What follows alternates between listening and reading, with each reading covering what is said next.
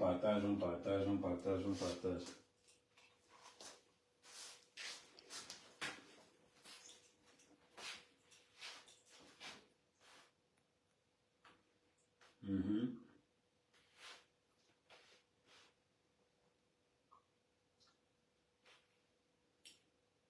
Le sujet aujourd'hui, c'est les sans-papiers.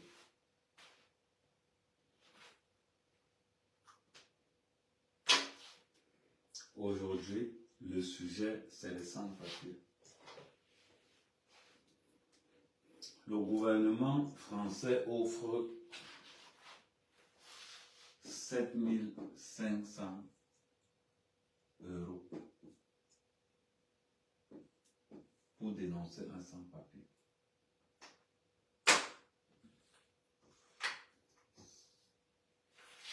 Le gouvernement français offre 7 500 € pour dénoncer un sans-papier. Ça engage quoi?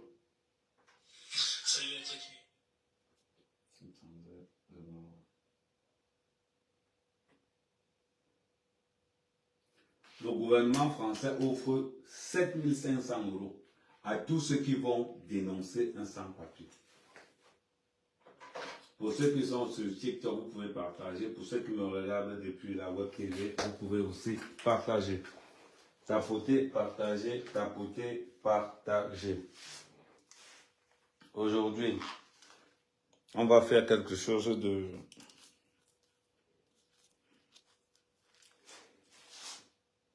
Voilà, c'est bien vu.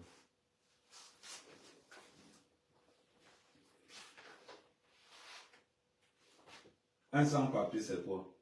Un sans-papier, c'est juste quelqu'un qui est en situation irrégulière. Un sans-papier n'est pas un bandit. Un sans-papier n'est pas un voleur.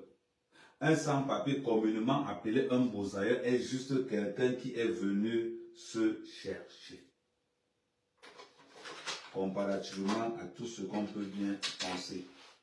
Contrairement à tout ce que les gens peuvent dire sur les sans-papiers, un sans-papier n'est que quelqu'un qui veut offrir une vie meilleure à sa famille ou à lui-même d'abord.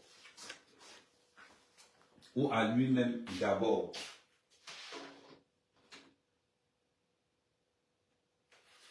Le gouvernement français offre 7 500 € à tous ceux qui vont dénoncer les sans-papiers. Ça veut dire que quoi? Observez bien ce qui va se passer. Si le gouvernement offre 7 500 € pour rapatrier les sans-papiers, ça veut dire que l'escroquerie entre en jeu.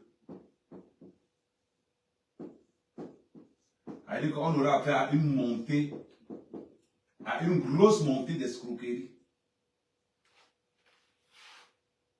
On aura à faire une grosse montée d'escroquerie à partir du moment où le gouvernement offre 7 500 € pour tous ceux qui vont dénoncer les sans-papiers.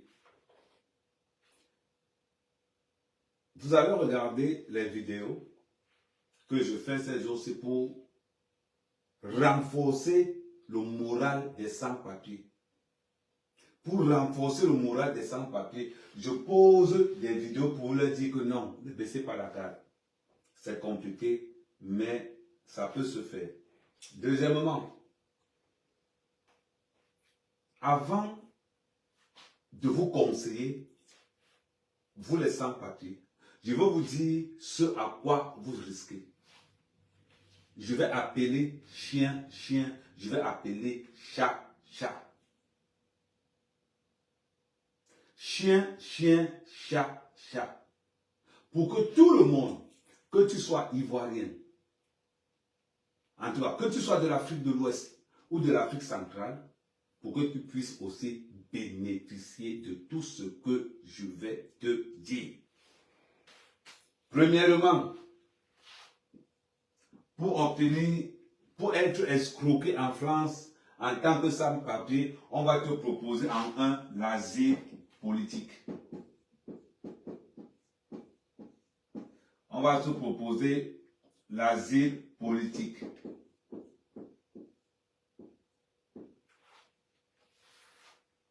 En deux, on va te proposer la reconnaissance.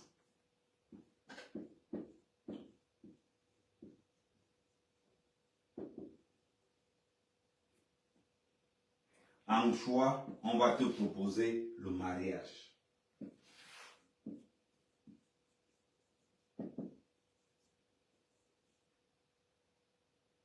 Le mariage. Faites très attention. Là, j'ai passé en désordre. La forme d'escroquerie la plus populaire dans la reconnaissance des papiers, c'est le mariage. La deuxième forme d'escroquerie la plus populaire, c'est l'asile politique. Et enfin, nous avons la troisième forme d'escroquerie. C'est-à-dire que si on doit classer par forme, si on doit classer en termes d'escroquerie, la première forme d'escroquerie, c'est le mariage. En deuxième position, l'asile politique. Et en troisième position, la reconnaissance.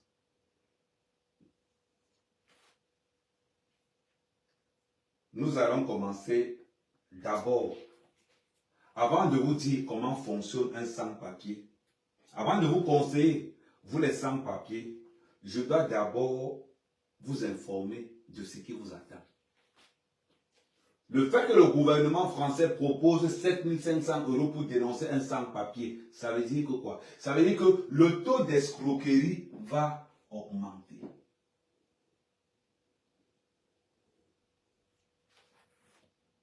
Le taux d'escroquerie va augmenter. Il faudrait le savoir. Il faudrait le savoir. Pour bloquer les maths, je vais faire une demande à moi-même. Comme ça, ça va bloquer tous ceux qui veulent me demander en maths.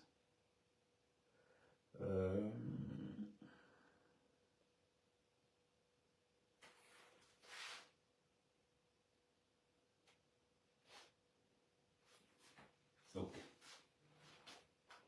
Voilà ce qui va se passer. Voilà ce qui va se passer. Et ça va faire fort. Nous sommes africains. Nous ne sommes pas des sans-papiers chez nous. Nous ne sommes pas des sans-papiers chez nous. Il faudrait que nos frères africains qui sont nés en France, qui ont déjà les papiers en France, ou bien nos frères africains qui sont arrivés en France, se mettent dans la tête que ça ne les appartient pas. Et qu'il y a la place pour tout le monde. Et qu'il y a la place pour tout le monde. Le mauvais cœur de ceux qui sont ici en France, le mauvais cœur qu'ils ont de voir leurs petits frères réussir. Et ils sont là depuis 10 ans, 5 ans, 20 ans, 30 ans. Ils n'ont pas réussi. Les nouveaux beaux-ailleurs, les nouveaux sans-papiers qui arrivent, les font tellement peur dans le point de vue de... Comment on va dire? Dans le point de vue du développement au pays, ou même si sur place. Un sans-papier, c'est juste quelqu'un qui n'est pas en situation régulière. Quelles sont les conditions pour être en situation régulière? L'État français a mis un protocole d'informations et d'éléments à fournir si vous voulez être régularisé. On va d'abord commencer, donc, je voulais qu'on commence par le mariage. Mais bon, comme l'asile politique, j'ai jamais l'asile politique, donc on va aller par ordre comme j'ai noté. La première forme d'escroquerie, c'est d'abord l'asile. La deuxième forme d'escroquerie, c'est l'asile politique. C'est quoi l'asile politique? Il faudrait qu'on dise d'abord. Quand quelqu'un vient te dire, je vais être régularisé. Quand quelqu'un vient te dire, régularise-moi, rassurez-vous d'abord que tu sais ce qu'on appelle asile politique. L'asile politique, c'est quand ton pays ne peut pas assurer ta sécurité dans ton propre pays. C'est ça qu'on appelle l'asile politique. Ça veut dire que pour qu'un Camerounais ait l'asile politique, il faut que l'État camerounais garantisse qu'on ne peut pas assurer la sécurité d'Amer Kamer au Cameroun.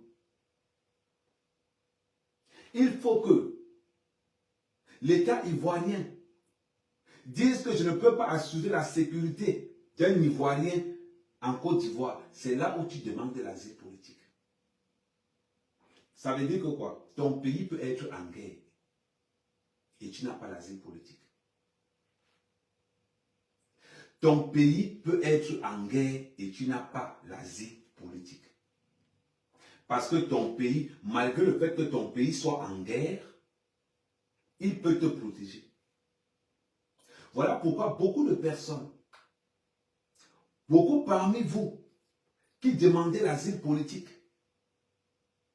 rassurez-vous d'abord que est-ce que mon pays ne garantit pas ma sécurité dans mon propre pays? Parce qu'aujourd'hui, quelqu'un dit que oh, il y a la guerre dans mon pays. Tu vois là, on te refuse l'asile politique. On te refuse l'asile politique pour une seule raison. Parce que malgré le fait que ton pays soit en guerre, on va te refuser l'asile politique là. C'est important de le savoir. Beaucoup de sans-papiers qui arrivent ici, oh, on va les demander l'asile politique, on va les demander l'asile politique. Que tu sois congolais, ivoirien, X ou Y. Tu demandes l'asile politique parce que ton pays est en guerre, tu as de fortes chances de ne pas l'avoir. Tu as de fortes chances de ne pas l'avoir. Et beaucoup de personnes donc, qui sont dans l'escroquerie des sans-papiers, beaucoup de personnes qui abusent des sans-papiers vont proposer aux sans-papiers l'asile politique monnayant la somme de 5 000 euros. L'asile politique monnayant la somme de 5 000 euros sans compter les 2 000 euros de frais. En gros, à tout casser, l'asile politique coûte à un sans-papier 7 000 euros.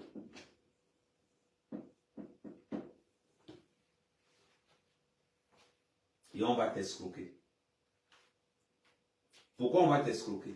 Il faut que tu comprennes comment on va t'escroquer. On va te dire que oh, ton pays est en guerre. On va te monter un dossier béton. Un dossier que toi, tu penses être béton. Mais la vérité est la suivante. La vérité est la suivante.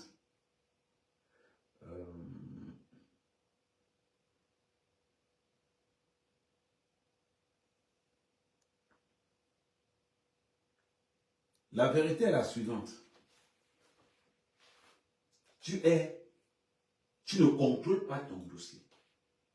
C'est quelqu'un qui monte ton dossier. S'il monte ton dossier en tant que politicien, ton dossier sera très compliqué. Pourquoi ton dossier sera très compliqué? Parce que pour monter un dossier en tant que politicien, pour qu'on te donne l'asile politique, il faudra commencer à faire les faux papiers à partir de ton pays. Montrer que tu es d'abord recherché toi-même dans ton propre pays. Par rapport à tes antécédents politiques. Et il faudra justifier ces antécédents politiques. Voilà où beaucoup de gens perdent souvent. Et les gens vont perdre 2 ans. Les gens vont facilement perdre 2 ans parce qu'ils sont entrés dans l'optique d'asile politique. Beaucoup de Camerounais, je vais prendre des cas. Si tu demandes l'asile politique, que tu es Gabonais, ça sera différent. Pourquoi? Parce que la plupart, pour ne pas dire 70% des Camerounais demandent l'asile politique en tant qu'homosexuels.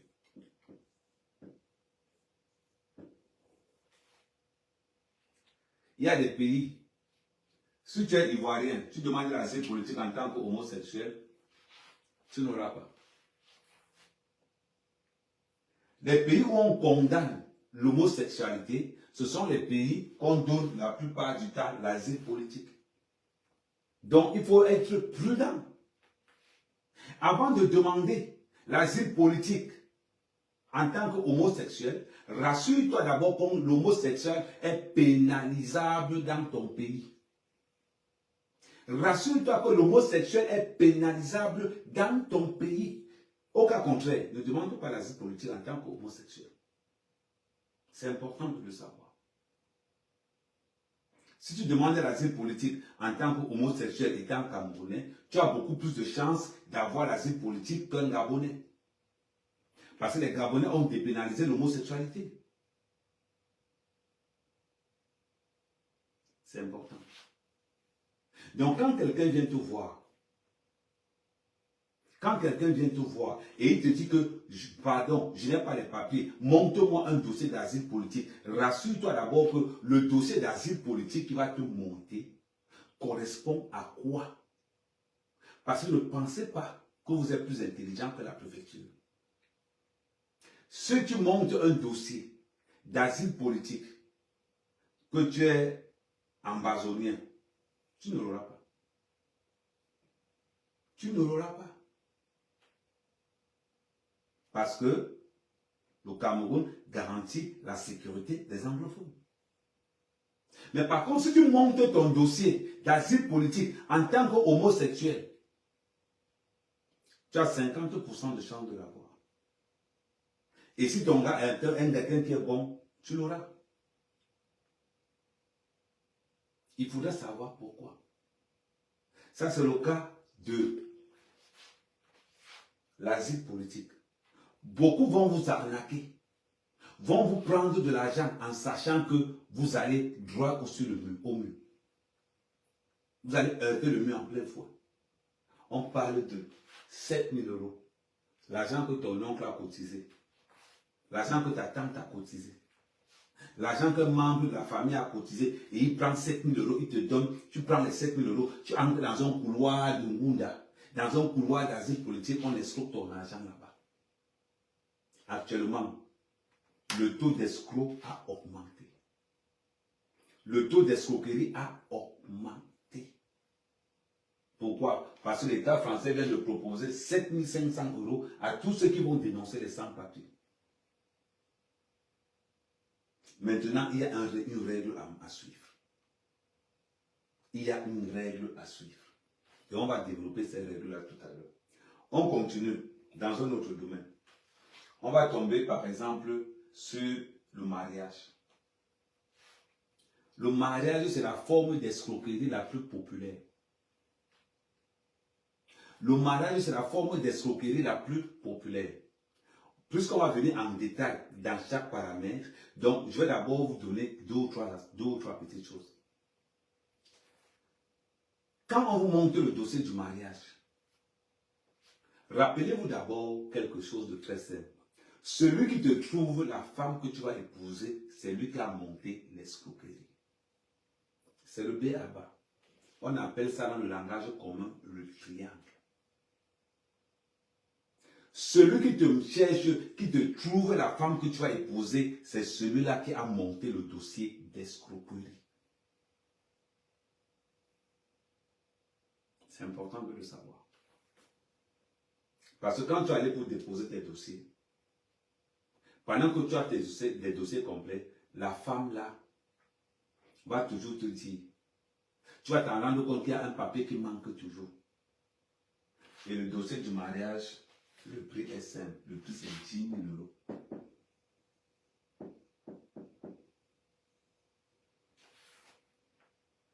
Le dossier du mariage, c'est 10 000 €. Comment on te prend les 10 000 €? On va te dire que pour épouser la fille, il faut donner 7 000 €. Mais il y a 3 000 € de dégâts collatéraux que toi, tu ne vois pas. Et quand tu vas t'en rendre compte que, effectivement, tu viens de dépenser 10 000 €, il se fait tard. Quand tu vas t'en rendre compte que tu viens de dépenser 10 000 € pour un faux mariage, la fille est en train de te menacer, de te dénoncer. La fille est en train de te menacer, de te dénoncer. Quand tu vas t'en rendre compte que ça fait 10 000 € que tu as déjà donné, il manque toujours un papier à la mairie. La fille va commencer à te dire qu'elle va te dénoncer. Et tu t'en rends compte d'être piégé dans un système de mariage blanc. Et la fille recommence encore avec quelqu'un d'autre. Il y a certaines femmes en France qui vivent rien que par des fausses reconnaissances. Pas de fausses reconnaissances de grossesse, pas de faux mariages. Il y a des gens que c'est leur travail ici en France. Trouver les sans-papiers, manger leur argent. Donc faites très attention. à tous mes frères sans papier, à tous les gens qui viennent d'arriver en France, je vous ai dit, je vous fais un suivi pour tous ceux qui sont intéressés. Je ne suis pas là pour les causer. Quand tu envoies mon message, même, mon numéro est partout. Quand tu m'envoies un message, tu dis que je suis sans papier, j'ai besoin d'un suivi. Je te pose un suivi exemplaire. On continue. La dernière forme d'escroquerie, donc, c'est la reconnaissance, encore appelée le MACAM. Une bonne grossesse peut rapporter 50 000 euros. Une bonne grossesse peut rapporter 50 000 euros. Il suffit que la fille reconnaisse l'enfant par 6 personnes. Pourquoi? On va détailler plus tard. La reconnaissance n'est pas centralisée en France. Tout simplement pour ça. Quelqu'un peut reconnaître la grossesse dans le 92. La même fille peut reconnaître la grossesse dans le 93. La même fille peut reconnaître la grossesse dans une autre mairie. Les reconnaissances ne sont pas centralisées en France. Donc, quelqu'un peut reconnaître dans une mairie, pas reconnaître dans une autre mairie. Il n'y a aucune centralisation des reconnaissances. Pourquoi? Parce que ce n'est pas parce que tu as reconnu l'enfant que l'enfant est forcément pour toi. Voilà pourquoi la reconnaissance que vous voyez là, c'est la troisième vague d'escroquerie la plus élevée. Mais le mariage d'abord, le mariage vient en tête. Pourquoi? Parce que le mariage, l'escroquerie du mariage, on te fait un faux mariage ici, on t'escroque l'argent et on peut te poursuivre encore. Voilà où beaucoup de gens tombent sur le panneau. C'est-à-dire que tu escroques l'argent d'une personne et tu l'attaques encore. Et la personne, le sans-papier, risque gros. Il risque d'être tout simplement fiché. Il risque d'être tout simplement fiché. Maintenant, quel est le comportement qu'un sans-papier doit avoir? Oui, je répète, pour ceux qui veulent, c'est payant, bien évidemment. Pour tous les sans-papiers qui veulent un suivi, ça doit être payant, obligatoirement. Maintenant, mais, tout ce que je vais vous dire tout au long de ce live, ça sera bénéfique pour vous. Tout ce que je vais vous dire dans ce live sera bénéfique pour vous. Enregistrez bien le live et réécoutez-le attentivement. On va commencer d'abord par ce qu'on appelle le comportement d'un sans-papier. Le comportement d'un sans-papier. Un sans-papier doit être comment? Un sans-papier doit d'abord être patient. Un sans-papier doit être persévérant. Un sans-papier doit être vigilant. Surtout, un sans-papier doit être muet.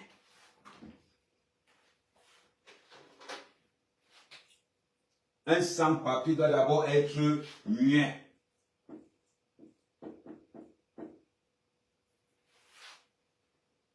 Un sans-papier doit être vigilant.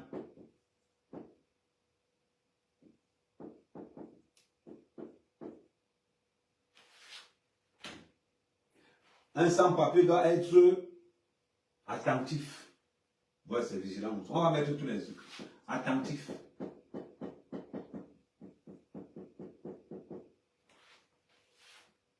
Donnez-moi des autres qualificatifs. N'hésitez pas, donnez-moi les autres qualificatifs.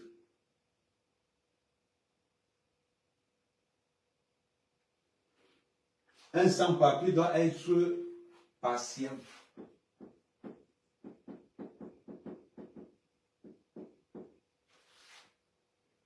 C'est important.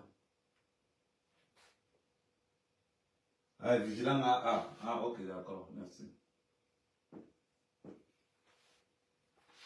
Un sans-papier doit être muet, vigilant, attentif, patient. L'escroquerie d'un sans-papier vient d'où? C'est le sans-papier lui-même qui dit que venez m'escroquer. C'est le sans-papier qui dit venez m'escroquer. Soumis, merci. Soumis.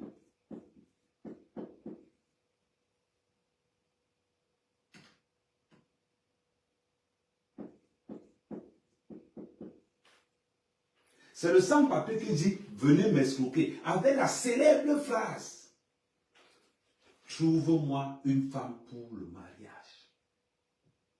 Trouve-moi une femme pour la reconnaissance. Est-ce que tu ne connais pas quelqu'un qui connaît la route du Munda? À partir du moment où tu sors ces mots, indirectement parlant, dis à quelqu'un que trouve-moi un réseau pour avoir les papiers. Ça veut dire simplement que j'ai l'argent. J'ai l'argent. Venez me sauver. À partir du moment où tu lâches cette phrase dans ta bouche, ça veut dire que j'ai l'argent, venez m'escroquer. Un sans-papier ne dit jamais. Un sans-papier ne dit jamais. Je cherche le Kaolo. Un sans-papier ne dit jamais, trouve-moi une femme pour le mariage. Un sans-papier ne dit jamais, trouve-moi une femme pour la reconnaissance. Trouve-moi le réseau. Un sans-Kaolo est toujours muet. Attentif. Parce que quand tu es muet, tu es attentif. Regardez quand le lion chasse. Quand le lion se rapproche de sa proie, il est muet, calme, attentif. Il avance doucement, doucement. Il ne parle pas. Pourquoi? Parce que son destin est devant lui. La nourriture peut manger devant lui. Le lion est toujours calme. C'est-à-dire que tout carnivore, quand il est en train de chasser, ils sont là, ils s'approchent doucement, calmement. C'est le comportement d'un sans-papier. Muet, vigilant, attentif, patient, soumis. La soumission peut être liée à la patience et vice-versa. Parce que quand le lion chasse, il est soumis à l'inattention de la proie. Quand le lion attaque une biche, il se soumet au manque de vigilance de la proie pour mieux l'appréhender. C'est le même comportement qu'un sans-papier doit avoir. C'est le même comportement qu'un sans-papier doit avoir. La soumission est importante. Je vous ai sorti, revenez pour tous ceux qui ne sont pas, pour tous ceux qui sont sur TikTok. Vous allez sur ma page Facebook, vous allez voir les 10 commandements d'un sans-papier. Les 10 commandements d'un sans-papier. Et vous avez vos papiers en 2 ans. Si ça a trop duré, 2 ans. Mais si tu appliques la méthode d'Amer Kamer, pas à pas, je vous garantis qu'en 2 ans, vous avez vos papiers et peut-être même avant. Quand je vois beaucoup d'Africains sortir des vidéos que l'on va dénoncer nos frères, j'ai mal au cœur. Un Africain ne peut pas venir dire que je vais aller même dans les blagues. Ne dis pas que je vais aller dénoncer mon frère. Même dans les blagues, ne faites pas ça. C'est une malédiction. C'est comme dire que je m'en vais trahir les lieux d'une famille. Dans chaque sans-papier se trouve une famille qui a espoir. Dans chaque sans-papier se trouve une famille qui a espoir de quelque chose. Donc, même dans les blagues, ne dis jamais que non, ne faites pas ça. Vous ne savez pas. Nous sommes esprits. À un moment donné, le noir doit savoir que mes blagues ont des limites. À un moment donné, le blanc doit comprendre que le noir doit comprendre que je dois élever les miens. Je dois protéger les miens. Je ne peux pas pousser des blagues comme ça. Voilà pourquoi moi je sors souvent dans le domaine des sans-papiers, dire que voilà ce que nous pouvons faire pour nos frères. Voilà ce que nous pouvons faire pour nos amis. C'est important. C'est très important. Très important. Et pour ça quel est le comportement donc qu'un sans-papier doit avoir. Un sans-papier doit fermer sa bouche. Un sans-papier ne parle pas trop. Un sans-papier doit être prudent, attentif. On m'invite dans une soirée africaine. Je n'ai pas les papiers. Qu'est-ce que moi qui n'ai pas les papiers, je m'en vais faire dans une soirée africaine? C'est une question bête. Je n'ai pas les papiers. Tu m'invites dans une soirée africaine. Qu'est-ce que je m'en vais faire là-bas? Je suis venu me chercher. Je ne suis pas venu dans les soirées ici à Europe. Moi qui vous parle, depuis que je suis en France, ça fait 22 ans, je suis allé seulement à 3 soirées. La dernière fois, il y avait la soirée de Dynamo. J'ai payé mon ticket, mais je ne suis pas parti. J'ai payé mon ticket, mais je ne suis pas parti. Je suis sans papier. Pourquoi est-ce que je marche toujours? Parce que les sans-papiers ont quelque chose qui m'énerve. Quand tu trouves un sans-papier venir te dire que moi je ne m'intègre pas, moi je ne fais pas comme les blancs. Tu sais ce que tu es venu faire en France? Quand un sans-papier dit que moi je ne m'intègre pas, quand un sans-papier dit que moi je n'aime pas les whites, moi je n'aime pas les blancs, quand un sans-papier dit ça, mais mon petit frère, Erika, je vais te dire un oui. À partir du moment où tu dis que je suis sans papier, tu n'aimes pas les blancs, mais qui va te donner les papiers? Mais c'est le blanc là que tu n'aimes pas. C'est le blanc là que tu n'aimes pas qui va te donner les papiers. C'est le blanc là que tu refoules qui va te donner les papiers. Le renseignement que tu vas aller prendre, c'est chez le blanc là que tu vas aller prendre ça. Quand on va te demander que est-ce que tu es intégré, tu vas dire que quoi? Parce que tu veux faire plaisir à tes amis qui ont déjà les papiers, qui sont mariés avec des Françaises, qui ont la nationalité française. Eux, ils disent qu'ils n'aiment pas les blancs. Même toi aussi, tu te lèves pour dire ça. N'abusons pas. Je suis sans papier, je sais ce que je suis venu chercher.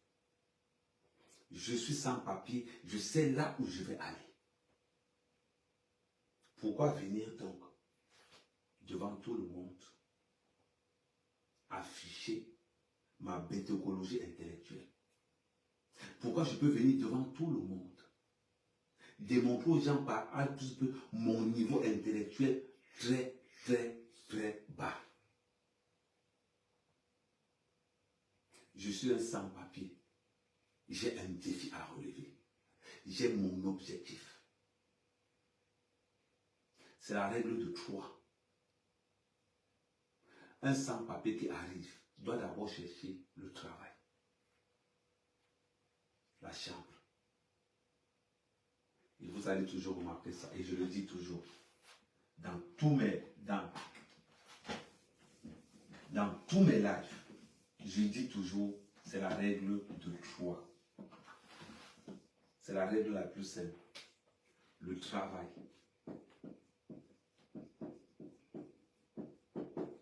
plus la maison,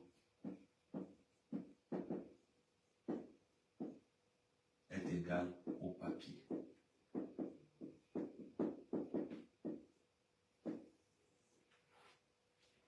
Un plus un égale papier.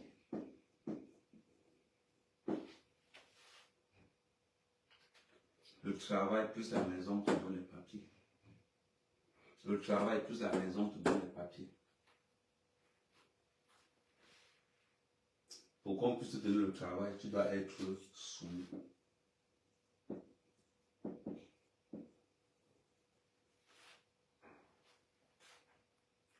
Pour qu'on puisse te donner le travail, tu dois être soumis.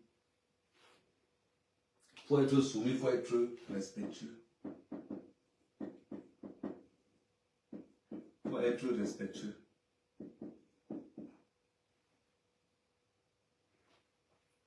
Pour qu'on te donne le travail, il faudra être soumis, respectueux, poli. Poli. Pour que quelqu'un puisse te donner ses carolos. Tu baisses la tête. Okay. Ouais. Même si le gars-là te dépasse, même si tu es le grand frère du gars-là de 20 ans, appelle le gars-là grand. Même si j'ai 50 ans et que le gars qui doit me donner les papiers a 30 ans, non, il n'y a pas de souci grand. Non, grand, il n'y a pas de souci. Soumission. Soumission. Ouais, grand. Grand, non, il n'y a pas de souci. Deux fois, même si tu peux mettre les deux mêmes papiers. Vous voyez un peu les Chinois. Vous voyez le comportement des Chinois. Quelqu'un qui veut te donner ses papiers pour travailler, non, il n'y a pas de souci. Je vais prendre la moitié de ton salaire, ça ne me dérange pas grave, il n'y a pas de souci. C'est-à-dire que, esprit de domination, tu acceptes la domination. Regardez à peu près.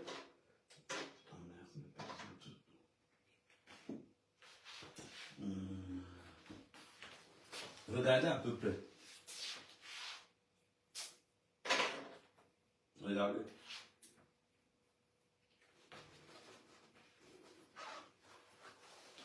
Ouais, bon, c'est comment?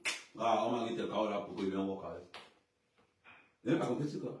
Non, on m'a demandé que tu peux me donner les papiers pour travailler avec. On t'a demandé, oui, non. Quand c'est comment tu vas me donner les papiers, dis-moi, non, pas chez moi, c'est quoi? Tu me perds le temps pourquoi? En même quand même, j'ai venu te voir pour tu avais dit les carreaux. Que les carreaux au carré. Je suis là depuis, j'attends depuis, je suis là depuis, j'attends, dis donc. C'est même quoi ça? J'attends 30 minutes, tu ne viens pas. Et je regarde même, tu me dis, tu ne vas pas donner tes papiers, laisse.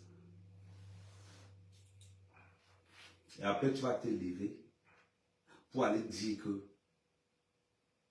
oh, non, non, ça ne se passe pas comme ça. Ça ne se passe pas comme ça. Oh, grand frère, oh, grand, c'est comment? Ça mec qui m'a envoyé pour les kaolos. Ah, tu m'as attendu depuis. Non, grand, je viens d'arriver. Et mon frère, tu sais. Je sais que tous les combis d'Amérique, c'est les bonbons. Grand, oh non, c'est ça le pays, non. C'est comment? Non, c'est que je m'avais laissé dans la boîte d'intérim. C'est que tu n'as que grand. C'est que moi, même si, dès que tout ce que tu veux, ce maman avait fait, c'était kaolo, non, on ne peut pas permettre. Ah, geste de soumission. Si je suis plus costaud, je ferme mes épaules, je me rabaisse. Parce que ce qu'il est en train de me donner là fait partie de ce que j'aurais besoin pour aller avoir le chaos, pour sortir dans les mains des escrocs.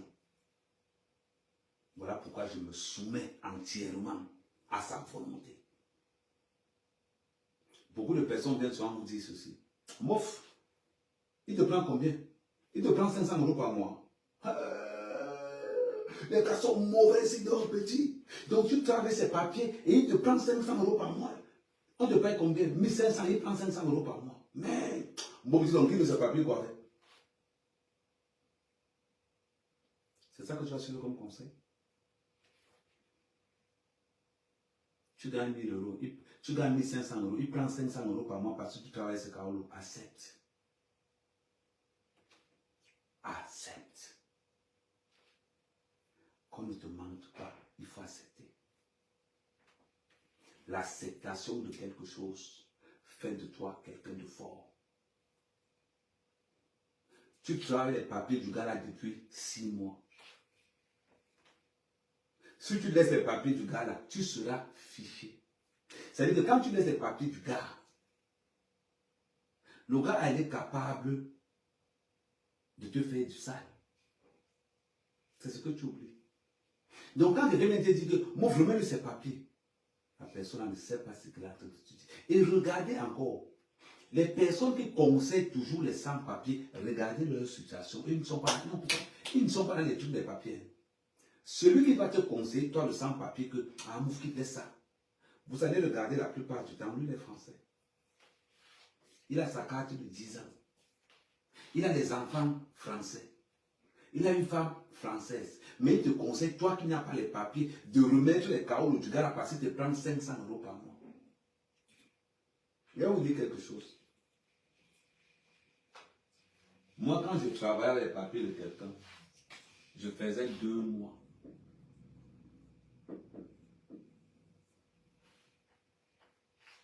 Je faisais 2 mois sans voir mon argent. Quand je travaillais avec les papiers de quelqu'un, je faisais 2 mois sans voir mon argent. Pour vous dire. Pour vous dire. Je fermais ma gueule. Moi, ça a encore été encore pire. Parce qu'en plus, je faisais 2 mois sans Nias, mon âge, il a couché avec ma copine. Il a couché avec ma copine. En plus de qu'il me faisait des 2 mois.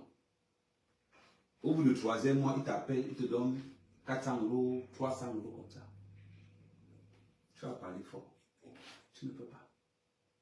Parce que la position ne me permet pas de parler. Je fermais ma bouche. J'ai souffert. J'ai souffert. Donc, je vois mal que quelqu'un qui a ses kaolos, parents français, sa femme est française, mais lui vient te dire, toi qui n'as pas les papiers, de ne pas t'intégrer. Il te dit qu'il n'aime pas les whites, mais lui a épousé une femme blanche dans la maison. Il te dit qu'il n'aime pas les whites, mais lui a des enfants métis dans la maison. Et toi aussi, bête comme tu es, tu vas l'écouter. Parce que tu veux faire comme lui. Mais sauf que ce que tu oublies, derrière, allô, il était à la mère, Pamela a dit, donc avec le téléphone, il dérange trop. Quand son là, il doit arriver au pays, on a un bain, il doit arriver au pays, il a un bain, il a mangé, il a chop le fer. Le gars aimait trop, il a dit, ce sont les gars, ce sont les gars qui ont raté leur vie au pays. Ce sont les gars qui ont raté leur vie au pays. Est-ce que la mère, quand même, c'est quelqu'un? Non, il laisse là-bas galérer. Moi, il paye là pour me demander les papiers. Je lui ai dit que je ne peux pas lui donner mes papiers. Non, mais bon, je fais comme si. Non, je ne vais pas lui dire ça directement. Donc, je dis non, non. Je le paie le temps comme ça. Je le paie même un petit 2 semaines. Là, je lui ai dit que je n'ai pas le temps, que bon, peut-être que je peux donner mes papiers vendredi. C'est ce que les mbinguistes là vous font. C'est ce que les mbinguistes là vous font. Mais toi, tu ne peux pas être au courant. Tu l'appelles, il décroche quand il veut. Tu baisses la tête. Et c'est lui que tu vas aller écouter. En bain. Règle numéro 1. On est toujours seul. Dans tout ce qu'on peut faire en bain, on est toujours seul. On est toujours seul. Le jour où tu enlèves ton destin dans tes mains, tu es mort. Un sans-papier ne doit jamais dire que trouvez-moi une femme. Non. Un sans-papier fait comment? Il trouve le travail, la maison et les papiers viennent. Une fois que tu as trouvé la maison et ton travail, tu dois d'abord te désolidariser de la communauté africaine. Tu dois d'abord te désolidariser de la communauté africaine. Tu dois intégrer la culture européenne. Tu dois fréquenter les bibliothèques. Tu dois fréquenter beaucoup de choses. Il faut que tu imprègnes la culture européenne parce que tu es en Europe. Je vois mal un sans-papier qui a passé son temps à marcher dans sa communauté africaine, qui vient au bout de 10 ans et dit, oh, Lina, comment tu vas avoir les papiers si tu marches toujours avec tes frères? Ce n'est pas les Africains qui donnent les papiers. Ce sont les Français qui donnent les papiers. Ah oui. Ce sont les Français, pour ne pas dire les Blancs, qui donnent les papiers. Explique-moi donc. Tu as passé 5 ans dans ta communauté. Tu espères avoir quel genre de papier? La carte d'identité africaine, le passeport africain. Explique-moi comment toi tu viens en France. C'est les Français qui donnent les papiers. C'est les Français qui donnent la situation, mais tu as quand même le culot et le courage de dire que toi, tu ne t'intègres pas. Tu as le courage de dire que toi, tu n'aimes pas les blanches. Je n'aime pas les blanches. Mais tu veux la régularisation. La femme qui régularise, c'est une blanche. Mais toi, tu ne l'aimes pas. Moi, je n'aime pas les Français. Mais tu viens en France.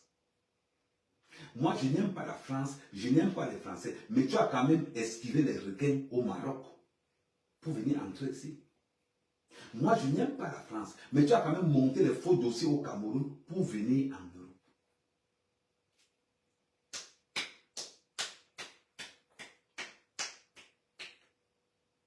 avec ça, tu vas te lever pour venir dire clairement que on va te donner les papiers. Je vais faire un exemple simple. Tu m'insultes dehors, tu me manques de respect, tu craches sur moi et tu viens entrer dans ma maison pour me demander à manger. Tu insultes mes enfants, tu insultes tout ce que je fais, tu insultes ma femme et tu viens me demander à manger dans ma maison. C'est la même chose. Tu insultes la France, tu dénigres la France et tu veux les papiers. À un moment donné, réfléchissez 2 secondes. Est-ce que tu es normal? Est-ce que tu es normal? Quand tu dénigres quelque chose que tu as besoin pour sauver ta pauvre famille que tu as laissée en Afrique. Donc, à un moment donné, commençons 2 fois à réfléchir différemment.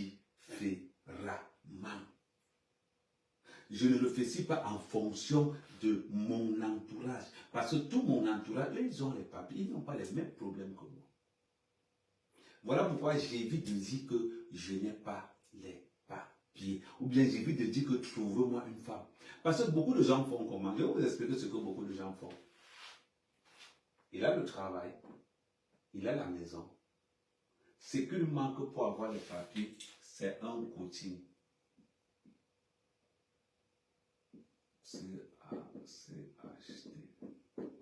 C'est un coaching. C'est un coaching qui lui manque pour avoir les papiers. Je vais vous donner des stratégies de coaching pour avoir les papiers. Je vais commencer par le B.A.B.A. Tu habites chez ton oncle, tu n'as pas les papiers, tu n'as pas le travail. Tous les jours, c'est toi qui vas accompagner l'enfant à l'école. Ton espace de drague, c'est où? C'est l'école. On doit te remarquer par 5 mots. Tous les jours, tu vas accompagner l'enfant à l'école. Ça fait 6 mois, tu accompagnes une fille à l'école, tu accompagnes tes neveux à l'école tous les jours. 6 mois, tu accompagnes tes neveux à l'école tous les jours, tu n'as pas les papiers, c'est que tu es faible. Je vais vous montrer 2 petites stratégies de guerre. La France, c'est 5 mots pour moi. Bonjour.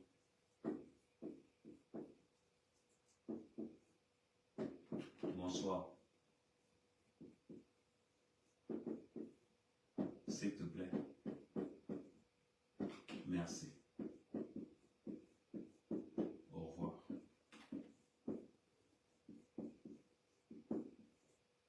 La France, c'est ça. Ces mots. Bonjour, bonsoir, s'il te plaît, merci, au revoir. Ces mots t'ouvrent la France. Ces mots te donnent accès au chaos. Quand tu habites chez ta tante, elle te dit que bon, je dois.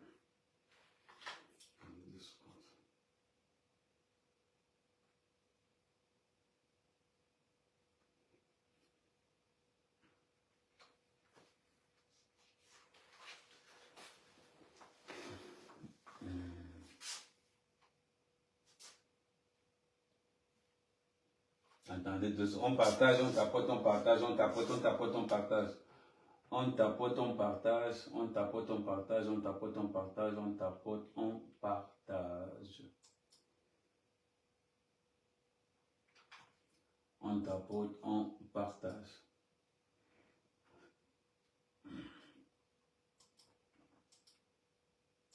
On tapote, on tapote, on partage, on tapote, on partage, on tapote, on partage. On tapote, on partage, on tapote, on partage, on tapote.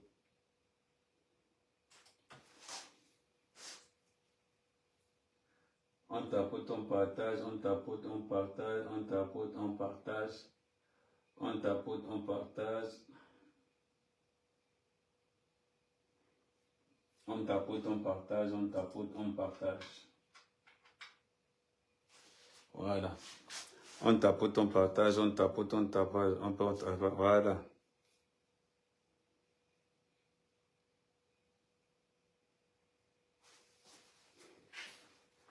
Maintenant, comment est-ce qu'on fait? Il y a ce qu'on appelle des stratégies. Chaque stratégie diffère en fonction de là où tu es. Chaque stratégie diffère en fonction de là où tu te trouves. Si tu habites avec ton ami, tu n'as pas la même stratégie que quelqu'un qui habite chez son cousin ou chez son oncle. Quelqu'un qui habite dans une famille, c'est pour ça que c'est très important, souvent. Merci, attends. Très bien ce qu'il dit. Merci. Ça diffère comment? Si j'habite dans une zone où on cultive le manioc, je me concentre dans le manioc. Si j'habite dans une zone où on cultive le taro, je me concentre dans le taro. Bon. Vous avez le choix. Soit je prends des exemples. Je vais regarder voilà, je regarde ici. Donnez-moi des exemples, parce que je ne veux pas prendre un exemple, ça sera facile. Donnez-moi le cas d'une personne qui vit en France, sa situation, pour que je prenne exemple improvisé sur vous, afin d'expliquer. Donc, écrivez. Quelqu'un qui est dans quelle situation? Je préfère prendre un exemple. Je préfère que vous me donniez un exemple, parce que si je prends, ça sera facile. Donc, je préfère que vous qui me regardez, que ça soit sur TikTok, que ça soit sur Facebook ou sur YouTube. Donc, donnez-moi un exemple. Colocation. Colocation, c'est facile. On entend colocation, merci. Donc, c'est le TikTok. Dina, quel genre de colocation? Colocation où tu habites seul ou bien colocation où tu habites avec, quelqu'un dans la chambre?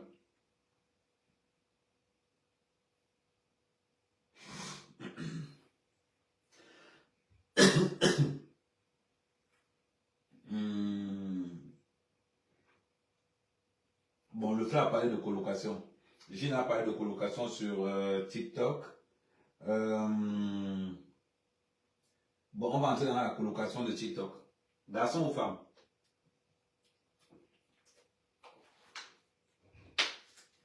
Garçon ou femme?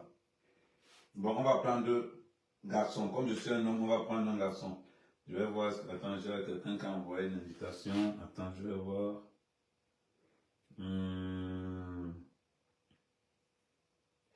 Il y a Pépé qui a envoyé une invitation. On va voir. Ok, il y a Pépé, je vais te faire monter. Il y a encore quelqu'un qui a envoyé l'invitation que... bon, je vais te faire aussi monter. Bon, avant de commencer, des exemples. Je vais laisser la parole d'abord à Pépé.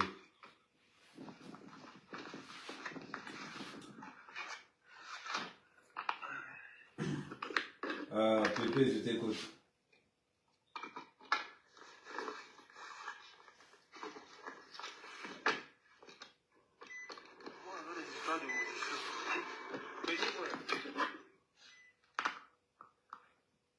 Ok. Bon, il y a le frère qui nous a parlé de... On va prendre quelqu'un qui est en colocation. Bon, maintenant, sur quelqu'un qui est en colocation, on a deux cas. On a le cas d'une femme et on a le cas d'un homme. Première des choses, je suis en colocation, je suis un homme. Comment est-ce que je vais faire pour m'en sortir? Je suis en France. Je regarde d'abord dans mon avis, je cherche d'abord ce qu'on appelle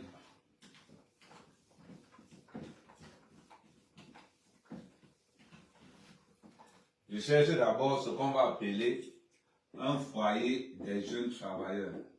On va dire FJT. Je cherche d'abord ce qu'on appelle les foyers des jeunes travailleurs. Je cherche ce qu'on appelle les foyers des jeunes en difficulté. Voilà les deux choses que je cherche. Il y a les foyers des jeunes travailleurs. Ce sont des jeunes qui se battent, mais ils ont des difficultés pour trouver le logement. On les loge là-bas. Et la deuxième des choses, tu as les foyers des jeunes en difficulté. Pour ça, qu'est-ce que j'ai besoin? J'ai juste besoin d'un paquet de cigarettes et d'un briquet. Et je dois calculer. Les gens commencent à être pauvres en France à partir du 15. Donc à partir du 12, ils sont déjà à découvert, ils sont déjà pauvres. À partir du 12e jour du mois, jusqu'au 27. On va mettre 27. Jusqu'au 27. C'est là où je pose mon piège. J'ai juste besoin d'un paquet de cigarettes et d'un briquet. Pourquoi j'ai besoin d'un paquet de cigarettes et d'un briquet? Ce sont des stratégies que j'utilise par expérience.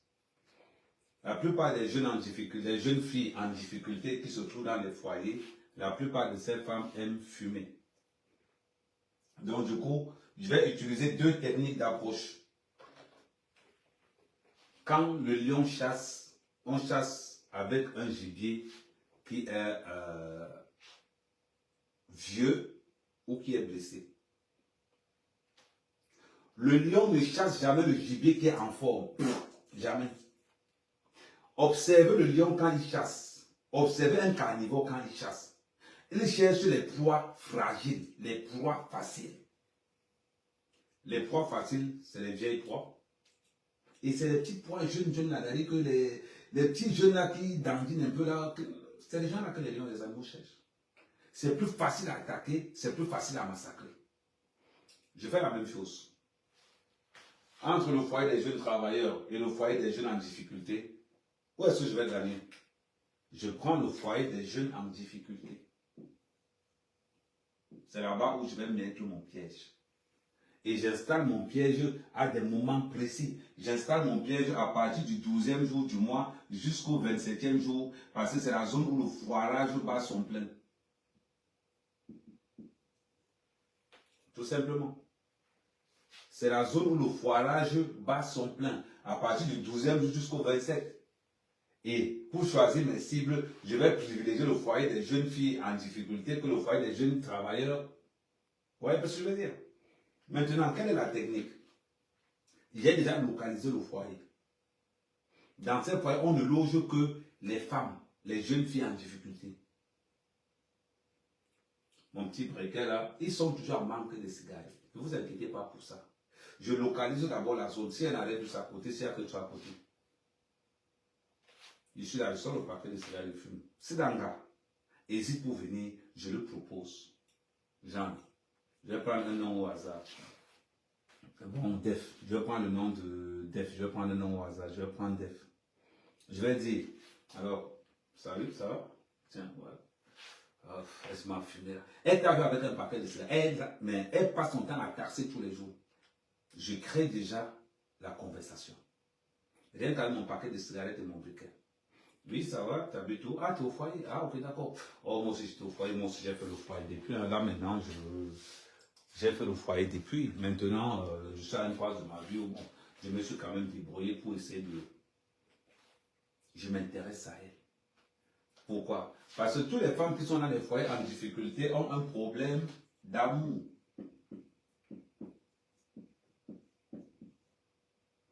Elles ont les papiers, mais elles ont un gros problème d'amour. Elles ont un gros problème d'affection. Elles ont un gros problème d'affection. Je n'ai pas les papiers. Qu'est-ce que je dois vendre? Je vends l'amour et l'affection. La plupart de ces jeunes filles qui sont dans les foyers ne s'entendent pas avec leurs parents. La plupart des filles qui sont dans ces foyers ne s'entendent pas, elles ont été maltraitées par... Elles ne s'entendent pas, elles ont un besoin fondamental d'amour et d'affection. Je suis sans papier. J'ai la maison, je suis en colocation.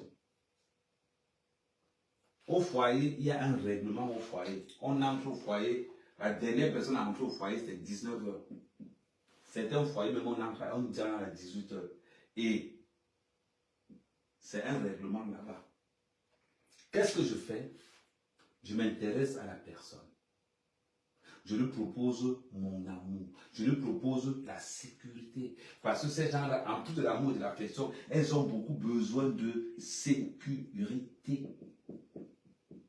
Ce sont des femmes qui ont besoin de beaucoup de sécurité. C'est important. Elles ont besoin de sécurité parce qu'elles n'ont jamais eu de sécurité. Elles ont besoin d'affection. Surtout, elles ont besoin qu'on les aime telles qu'elles sont. Mon frère, toi, tu es en train de chercher tes papiers. Et tu vas voir. Quand tu vas vendre à cette fille l'amour, l'affection et la sécurité, on ne va pas te dire que de prendre le risque d'aller payer quelqu'un pour faire l'enfant ou pour le mariage ici là. Par contre, il faut être vigilant. Il faut être vigilant. Ça veut dire que quoi?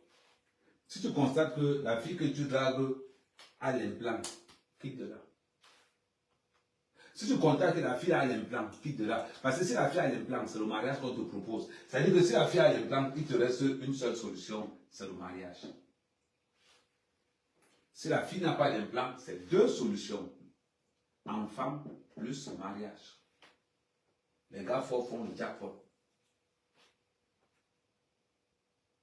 C'est comme ça que ça marche. Donc, pour optimiser mes chances, je vais prendre les filles qui ne prennent pas les pilules. Je vais choisir une fille qui n'a pas d'implant. Je vais choisir une fille qui n'a pas le stérilet. Ça permet d'augmenter mes chances de mettre la grossesse tranquillement. Et là, alors, je vais mettre tout le paquet. Je vais inonder cette fille d'amour. Je vais enlever premièrement le sexe. Parce que les femmes qui sont à la recherche d'amour ne s'intéressent pas au sexe. Parce qu'il y a une grande différence entre le sexe et l'amour. C'est deux choses qui n'ont rien à voir. Une femme qui est dans un foyer en difficulté a besoin d'amour, d'affection et de sécurité. La seule chose qu'elle n'a pas besoin, c'est le sexe.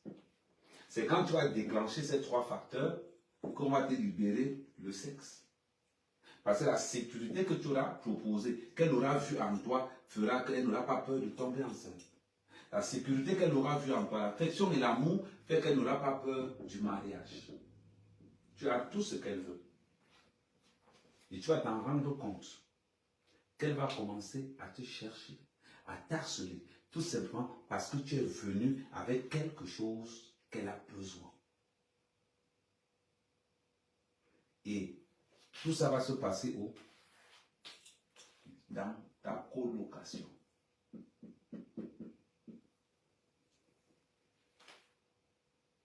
Te voilà, tout simplement, tu avais ta colocation, tu avais ta clé, tu allais la voir parce que la plupart du temps, les week-ends sont libres.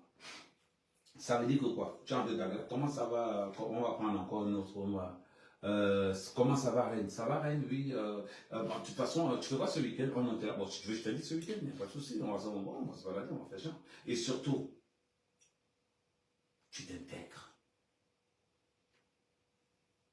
Tu t'intègres. Il y a des techniques. Je vais vous montrer l'une de mes plusieurs techniques que j'ai souvent. Un sans-papier, on ne doit pas savoir que tu n'as pas les papiers. Pour ça, il vous faut ce qu'on appelle des cartes bancaires rechargeables. Je vais vous montrer ce qu'on appelle une carte bancaire rechargeable.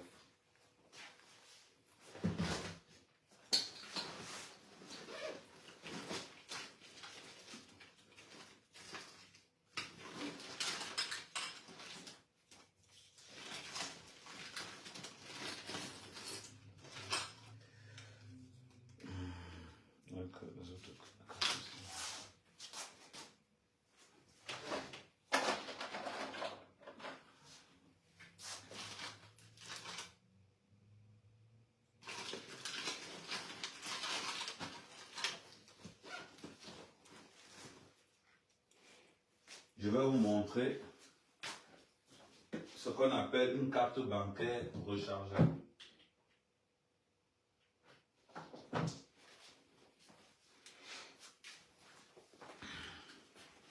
En France, il y a plusieurs types de cartes bancaires rechargeables. Moi, j'utilise beaucoup les cartes bancaires rechargeables parce que je suis interdit bancaire. Donc, je vais vous montrer les différents types de cartes bancaires rechargeables. Il y a deux cartes bancaires rechargeables les plus populaires. on a ce qu'on appelle des PCS cards. Vous allez sur Google, vous tapez PCS cards. Ce sont des cartes bancaires rechargeables. Tu as juste besoin d'un numéro de téléphone et d'une pièce d'identité pour légaliser ça. Tu as une autre carte bancaire qu'on appelle une Transcash. Ça s'appelle Transcash. On paye ça dans tous les tabacs. Dans tous les tabacs où vous allez en France, vous allez trouver ces cartes bancaires rechargeables. Quand tu es dans cette opération, la fille ne doit pas voir que tu marches toujours en espèces. La fille doit voir en toi quelqu'un de crédible. À partir du moment où, comme c'est une fille blanche, quand tu vas sortir la carte bleue pour payer, elle sait que tu as les papiers. Maintenant, il y a ce qu'on appelle apprenez, et ça c'est une stratégie que je vais encore vous montrer aujourd'hui. Apprenez à faire rêver les femmes. C'est important. C'est très important de savoir faire rêver une femme. Vous allez remarquer quelque chose.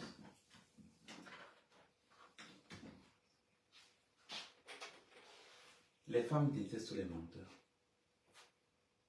Les femmes détestent les menteurs. Mais il y a une chose que les femmes apprécient. Les femmes apprécient les vendeurs de rêves. Oh, ils font la même chose. Sauf que vendre le rêve, c'est mentir en incluant la personne avec qui tu es. Oh, dans ton mensonge, tu es seul. Exemple d'un menteur, d'un mensonge. Exemple d'un menteur. Je prends toujours un nom au hasard. Il y a Donatien. Bon, non, je reste sur les rêves. Je prends mon exemple. Quand il y a le mentir, oh, René. Il est à Miami. Oh, petit. Il est à Miami. La plage, les trucs. Moi, je dis que non, Miami, quand même, non, Miami, c'était fatigant. Petit. Les jet ski, machin. Je suis dans mon mensonge. Je mens que j'étais à Miami. Je suis dans mon mensonge. Et vous allez voir que un vendeur de rêve, nous sommes dans la même action. Sauf que je peux aller me tromper. Je peux dire peut-être 2 mois après que je n'ai jamais mis pied aux États-Unis. Et alors, Ren va dire que, mais comment il m'avait dit un jour qu'il était à Miami, non? Oh, quelqu'un qui va vendre le rêve, il ne joue pas dans ça. J'attire la personne vers mon rêve. Ça veut dire que quoi? Il y a ce qu'on appelle le B.A.B.A. du mensonge. Je prends un billet de 100 €. Je change ça en dollars. Je change ça en francs suisses. Et je change ça en livres sterling. Ça veut dire que dans mon porte-monnaie, je vais aligner 20 $, 20 francs suisses, 20 de l'argent. Ça veut dire que je vais aligner l'argent étranger dans mon porte-monnaie. Et à l'intérieur, je vais mettre un billet de 20 € ou un billet de 50 €.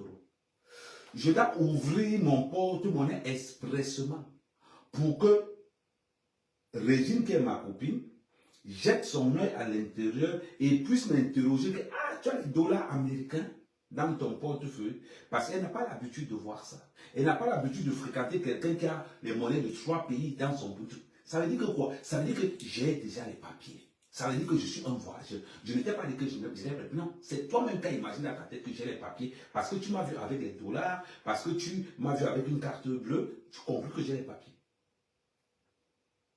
Maintenant, comment je fais maintenant pour entrer dans mon histoire de Miami?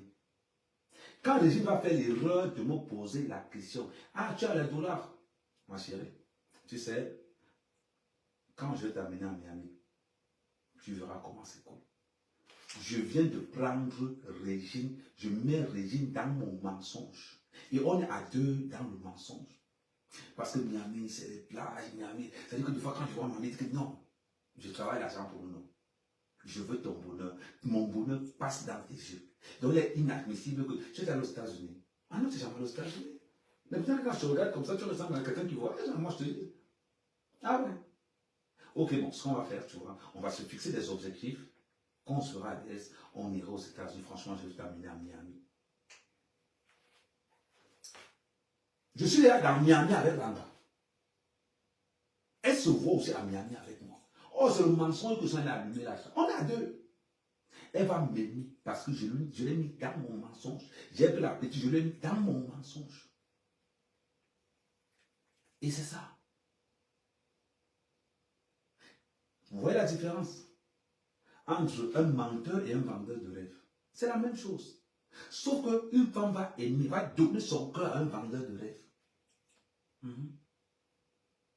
Donc tu vas faire pareil. Tu ramènes tous les atouts autour de toi. Ça veut dire que quoi? Je vais même faire ça encore en français. On va faire ça correctement. Voilà ta copine. La fille que qui doit te donner les papiers. Tu ramènes l'amour, la sécurité, la domiciliation. Tu encercles la fille avec des éléments que tu contrôles. Et à la fin, elle va s'asseoir sur toi. Et quand une femme s'assoit déjà sur toi, c'est fini. Quand tu es l'assise d'une femme, tu es son Dieu sur terre. Voilà pourquoi beaucoup d'hommes qui ont l'argent font comment? Beaucoup d'hommes qui ont l'argent vont enlever une fille qui habite dans un sous-quartier. L'homme qui a l'argent va enlever la fille dans un sous-quartier, met la fille où elle a un niveau de vie qu'elle ne peut pas entretenir seule. La fille va se retrouver condamnée à maintenir cette vie tout en obéissant aux caprices de celui-ci. Voilà pourquoi c'est compliqué de manipuler une fille qui est dans sa zone de confort. C'est compliqué de manipuler une fille qui est dans sa zone de confort. Tu vas faire comment? Il faut être très fort. Pour manipuler une femme, qu'est-ce que tu fais? Je l'enlève de sa zone de confort, je l'intègre dans un autre système où je bouffe. Tout simplement. Ça s'appelle de la manipulation. Je manipule en vendant mon rêve. Dans tout ça là, je suis seul. Je n'ai pas d'amis. Ma copine sait que je n'ai pas d'amis. Ma copine sait que ma famille est en Afrique. Ma copine sait que je suis orphelin. Je balance. Ça veut dire que dans mon téléphone, regarde, c'est comment non? Je ne suis pas dans ça. Quand j'ai envie d'aller passer le week-end avec ma copine, je prends la carte. Je regarde une petite ville à côté où on ne peut pas avoir de problème, dans un petit village. On part là, on repose. Et qu'est-ce que je fais pendant que je suis là? Je creuse le manque. Si tu as envie, et ça c'est pour les mosaïques qui sont là, la drague n'est pas comme en Afrique.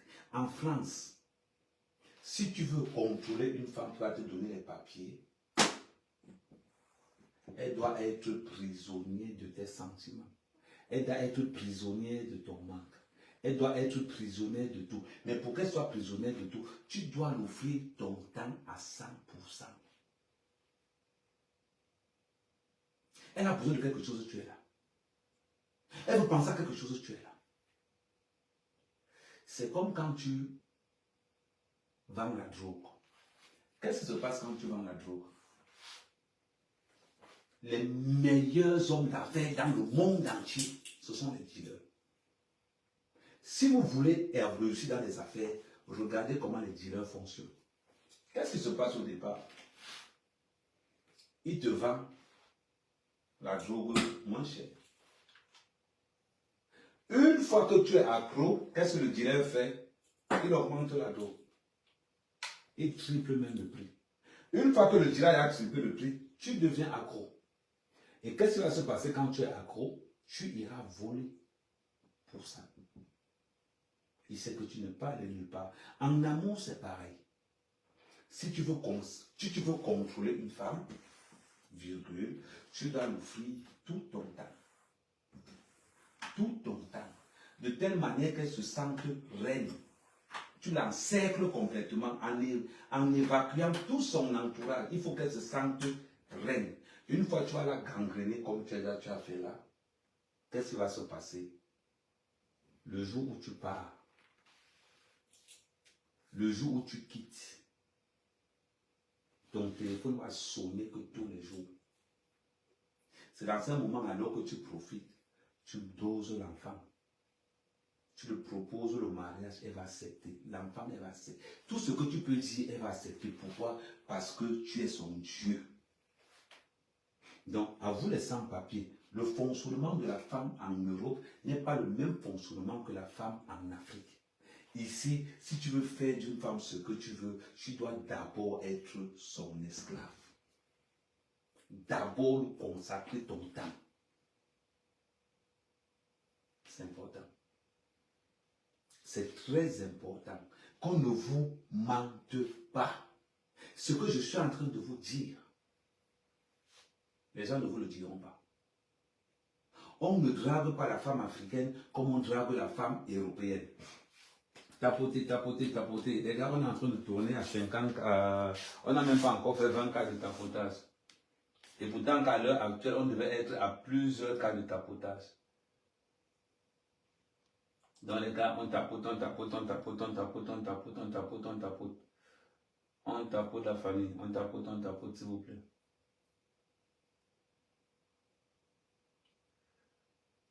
On tapote, on tapote, on tapote, on tapote, on tapote, on tapote, s'il vous plaît.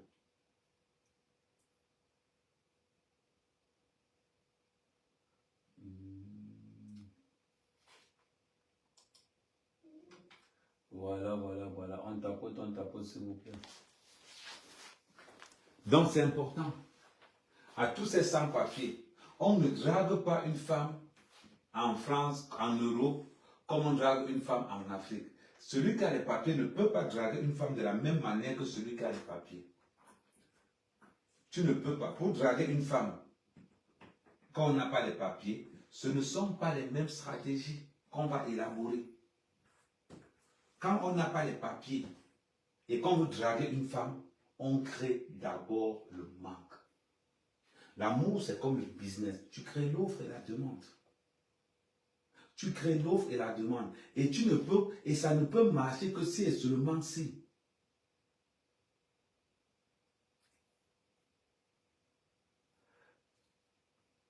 Oui, tout le monde connaît mon histoire, Man of Steel.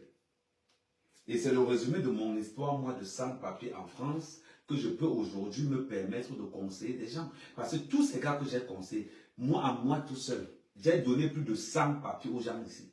À moi tout seul. À moi tout seul. Quand quelqu'un venait me dire, Ahmed, pardon, j'ai mon petit frère qui est là, il n'a pas les papiers. Je dis, est-ce que ton petit frère veut les papiers? Ok, je veux le suivre, ça te coûte tant. Mais il faudra que ton petit frère fasse tout ce que je demande. S'il sort de mon programme, ne m'accusez pas. En 2015, en une année, j'ai donné les papiers au moins à 45 personnes. Au moins 45 personnes. J'étais redoutable là-dedans. Je suis redoutable là-dedans. Et la manière que je te donne le procédé pour avoir tes papiers, tu n'as besoin de personne. Sur le règlement que je te dis. Et tu auras tes papiers sans l'aide de quelqu'un. C'est important. Je reviens donc à ce que je disais tout à l'heure. Mes frères qui viennent d'arriver, on ne drague pas une femme blanche comme on drague une femme africaine. Je tiens à rappeler à tout le monde, une femme blanche, c'est une femme qui vit en Europe. Ça veut dire qu'on peut considérer qu'une Africaine qui est née en France est une femme blanche. Maintenant, je préfère que vous vous spécialisez uniquement sur les femmes blanches, pour être plus sûr. Comment ça va se passer donc? Pour draguer une femme, d'abord, consacrer à cette femme l'attention. L'attention, c'est très important. Un homme attentionné est un homme qui ne manque pas de femme. Un homme attentionné est toujours présent. Un homme attentionné n'est pas indispensable. À partir du moment où une femme sent au fond d'elle que tu peux mourir pour elle, elle te donne tout ce que tu veux. À partir du moment où une femme sent que le gars est pour moi. Mais pour ça, il faut choisir le type de femme. Une femme blanche qui a déjà côtoyé une africaine, dégage ça. C'est important. Une femme blanche qui a déjà côtoyé une africaine, dehors. Et si vous ne savez pas draguer les femmes blanches, je vais vous former. Je vais vous former. Évitez les femmes blanches qui côtoient les Africains. D'abord. Parce que quand tu es en mission, tu dois respecter le protocole d'accord. Tu dois côtoyer les femmes qui ne connaissent pas les Noirs. Pour ça, il faut d'abord que tu expliques à cette femme qu'est-ce que c'est qu'un Noir. Il faudra que tu l'accordes l'attention que les Blancs ne l'ont jamais donnée. Il faudra que tu l'accordes la sécurité que sa communauté ne l'a jamais donnée parce qu'elle est grosse, parce qu'elle a des problèmes psychiatriques, parce qu'elle a des problèmes bizarres, parce que les Blancs ont des problèmes bizarres. C'est important. Donc, avant de m'engager pour aller draguer une femme blanche, je dois connaître tous les paramètres de mon équation. Qu'est-ce qui intéresse les femmes blanches? Elles sont attirées par quoi? Et X ou Y. Surtout, soyez le plus posé possible. Pour tous ceux qui sont connectés sur Facebook, nous allons couper Facebook et nous allons continuer le live là demain vers 11h. Demain vers 11h, nous allons continuer le live sur Facebook. Donc, pour tous ceux qui sont sur TikTok, on va rester connectés encore avant de commencer les matchs. Et pour tous ceux qui sont sur YouTube, je vais vous référencier. Attendez, je vais tourner la caméra. Voilà. Je vais tourner la caméra pour parler à ceux qui sont sur YouTube, sur Facebook. Bon, pour ceux de TikTok, pendant ce temps tapoter aussi, ceux de TikTok, pendant ce temps tapoter.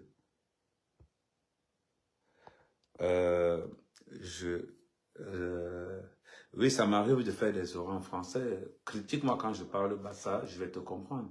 Mais ça m'arrive de faire des erreurs en français. Je peux me permettre de dire, je l'ai dit bien, je l'ai parce qu'il y a un lapsus, mais quand je me concentre, je peux me permettre.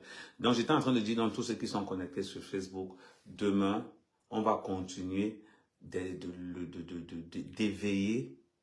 nos frères sans-papiers parce qu'il y a 7500 € dehors pour tous ceux qui vont dénoncer les sans-papiers. Donc, c'est une manière de dire maintenant à mes frères, restez connectés sur la page d'Amer Kamer, sur toutes les pages d'Amer Kamer, abonnez-vous massivement. Et pour tous ceux qui veulent un suivi, tous ceux qui sont sans-papiers, qui veulent un suivi, n'hésitez pas, contactez-moi et nous allons travailler ensemble. Merci la famille.